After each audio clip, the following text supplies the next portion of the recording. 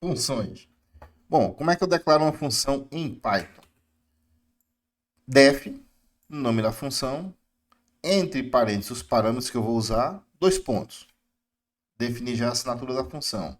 Tudo que tiver com um tabzinho aqui de espaçamento, todos os comandos, vai pertencer a esta função. Então, esta é uma função soma, que recebe dois valores e imprime a soma desses dois valores. A gente não precisa definir o tipo de retorno da função, a gente não define, e a gente não define o tipo do parâmetro. Não vai ter int A, float B, não tem, tá? Como tudo em Python, a gente não lida com os tipos diretamente, a gente simplesmente usa, certo? Então tá aqui, vou chamar a função soma que eu acabei de criar, passando 10 e 5, ele vai imprimir a soma de 10 mais 5, que vai dar 15. Beleza. Rodei. Rodei. Beleza. E o return? Eu posso dar um return? Sim. Aí não muda nada. É como a gente já sabe de outras linguagens de programação. Return, o que você quiser retornar, nesse caso A mais B. E aí, como está tendo um return, eu faço soma de 10,5 se atribuir alguma coisa. Nesse caso é uma variável S. Depois mando o Jupyter aqui e mostrar o que está em S. Certo? 15 de novo. Variável local versus global. Certo. Aqui eu tenho um método chamado muda que o que esse método faz?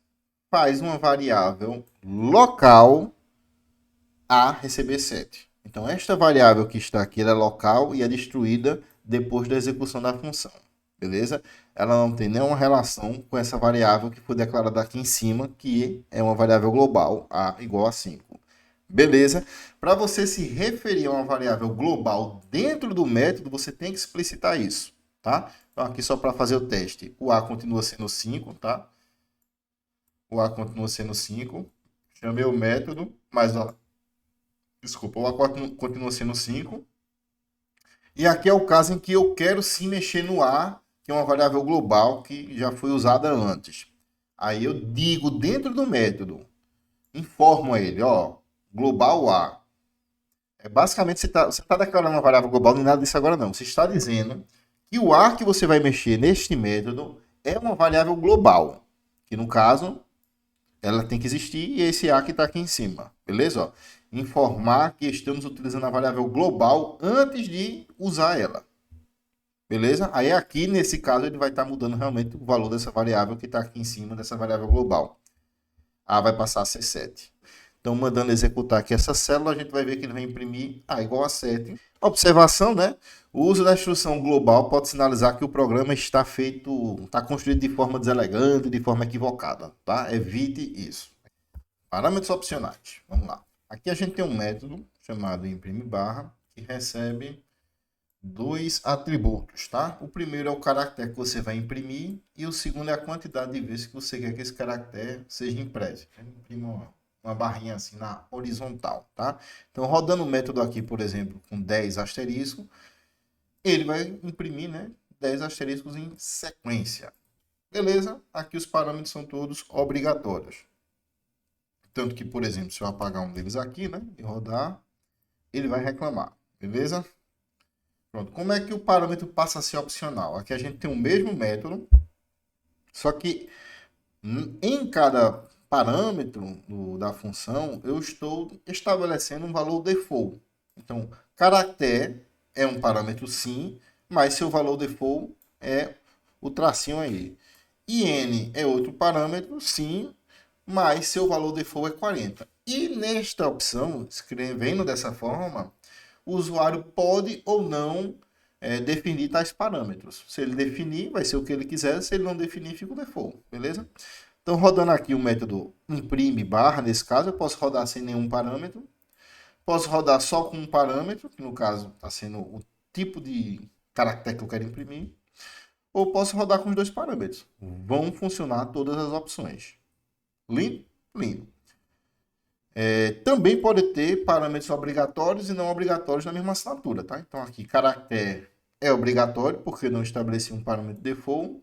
E o N, ele Não é obrigatório, é optativo porque eu estou estabelecendo um valor default. E os dois podem conviver felizes, tá bom? Então aqui eu estou usando só o parâmetro obrigatório e aqui eu estou estabelecendo o outro parâmetro que não é obrigatório com valor 80. E aqui o resultado de cada um. Rodando 40 asteriscos e aqui 80. Tá, quando você especifica, quando não, né? A gente especifica o nome do parâmetro em um método, tá? Caractere menos N40. Beleza, e aqui está. A gente precisa definir o nome do parâmetro. Quando eu for usar o método, eu posso também usar o nome do parâmetro. E aí a ordem já não passa mais a ser importante, beleza? Então, por exemplo, esse método que está aqui em cima, ele pede primeiro um caractere, sei lá, asterisco, e depois ele pede o número inteiro. Pede o segundo atributo que a gente sabe que é o número inteiro, né? E beleza, aí rodou. Maravilha, aqui imprimiu 10. Beleza, eu posso dizer, ó, eu quero que o n seja igual a 10. Quando você diz eu quero que o n seja igual a 10, você não está passando só o 10, aí tanto faz a ordem que você vai colocar as coisas aqui, ele vai aceitar. Então, nesse caso, eu quero que o n seja 10, ele rodou. Mesmo o n não sendo o primeiro parâmetro. Tá? Eu quero que o caractere seja o igual. Percebe que está na ordem contrária da assinatura da função, mas nesse caso tanto faz porque eu estou explicitando no uso do método cada parâmetro e o respectivo valor. Função como parâmetro. É exatamente isso. Uma função como parâmetro de outra função. Calma, vamos lá. Aqui eu estou definindo a função soma, que retorna A mais B. Aqui eu estou definindo a função sub, que retorna A menos B. Aqui a definição da função multi, que multiplicar por B. E aqui a função div, que divide A por B. Retorna A dividido por B. Pronto. E aqui eu tenho a função calc, que recebe 3 atributos. Só que esse atributo aqui, ó, P, ele é uma função que eu vou usar internamente. E é bem simples o funcionamento, tá? Se eu passar aqui, por exemplo, a função soma, quando eu aplicar aqui OP de A, B, na prática ele vai estar rodando soma de A, B. Se eu passar nesse terceiro parâmetro a função dividir, como eu estou usando ela aqui, e com A e B, na prática ele vai retornar A dividido por B. Percebe? Então é só uma questão do tipo, ó, o tal do parâmetro que a gente não sabe se é inteiro, float, pode ser qualquer coisa, né? Também pode ser uma função. Vamos aos exemplos aqui, ó. Então a gente usa do calc aqui, recebendo em calc 10, 5 e a função soma. Então ele vai pegar 10 para A, 5 para B e OP vai receber soma. E quando ele der o return de OP de A, B, na prática, como o OP é soma nesse caso, vai ser uma chamada à função soma. Certo? Aqui, calc de 10,5 com sub. O método calc vai pegar 10 e 5, atribuir a A e a B, e sub a função ele vai atribuir ao P. Ele vai estar chamando a função que subtrai. E por aí vai, tá? 10,5 passando multi. Então, pelo funcionamento interno, ele vai rodar multi de 10,5. E 10,5 div, pela forma como foi construído, ele vai dividir. E é isso. Massa, lindo, maravilhoso e uma esculhambação também. Empacotamento e desempacotamento de parâmetros. Vamos lá. Tem aqui o mesmo método soma, que retorna A mais B, né? E aqui eu tenho uma listazinha. A gente viu lá na parte 2. Com dois valores, 10 e 5. E aqui eu estou usando o método soma. Tá? De uma forma prática, usando o desempacotamento de parâmetros. Então, quando eu faço asterisco de L, tá? Ele está aqui em cima como 10,5. Quando eu faço o asterisco de L, ele vai atribuir 10 ao primeiro parâmetro da soma e 5 ao segundo. Certo? Aí fica uma escrita objetiva e seria o equivalente a isso daqui, ó. L0, L1. Tá? Se soma tivesse 3 parâmetros e a lista tivesse aqui 3 elementos, mesma coisa. Ele ia colocar lá na mesma ordem. Beleza? Outra forma legal da gente usar isso é o seguinte. É o parâmetro da função ter o asterisco. Então, na prática, aqui é o seguinte. Eu vou poder receber como parâmetro aqui quantas variáveis eu quiser. E aí eu estou chamando args de argumentos aqui. Então, eu usando aqui, isso aqui é um métodozinho, você pode olhar a lógica daí, ele vai somar todos os elementos e vai retornar a soma de todos os elementos passados como parâmetro. Desta forma que está aqui, ó, eu posso usar o método assim, soma de 10,5,5, ele vai rodar. Ou 10,5,5,5, quantos eu quiser, e ele vai rodar, tá? Por quê? Ele vai vir aqui como args, beleza? Com esse asterisco aqui. E aí no for eu faço, ó, eu quero que a suma todos os elementos que estão em args. Seja lá quantos forem, toda vez que ele for rodar um por vez, como se estivesse rodando uma lista mesmo. E aqui a lógica de soma que a gente conhece aí de problemas que a gente já resolveu na vida, certo? Arretado também. Lindo, lindo, maravilhoso, quantos parâmetros eu quiser. Função lambda. Lambda é uma função sem nome que você atribui a uma variável e depois pode usar ela.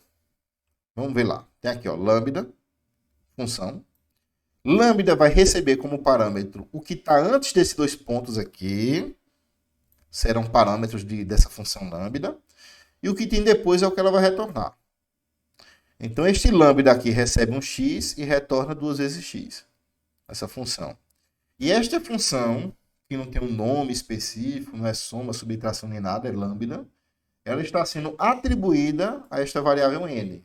E aí, uma vez atribuída a n, eu posso usar. Então, n de 3 vai retornar 6. O 3 é o que vai sair aqui, vai ser recebido. Ele vai retornar 2 vezes aquilo. Beleza? Aqui é um lambda que tem dois parâmetros, recebe x e y, e retorna x ao quadrado mais y ao quadrado. Então, você usa isso aqui para funções bem simples. E com isso terminamos este vídeo. Queria agradecer a JBL aqui por ter enviado essa caixa, devido ao grande sucesso do nosso canal. Já tem aí 2 inscritos, ó, que maravilha, 2 inscritos. Obrigado, JBL.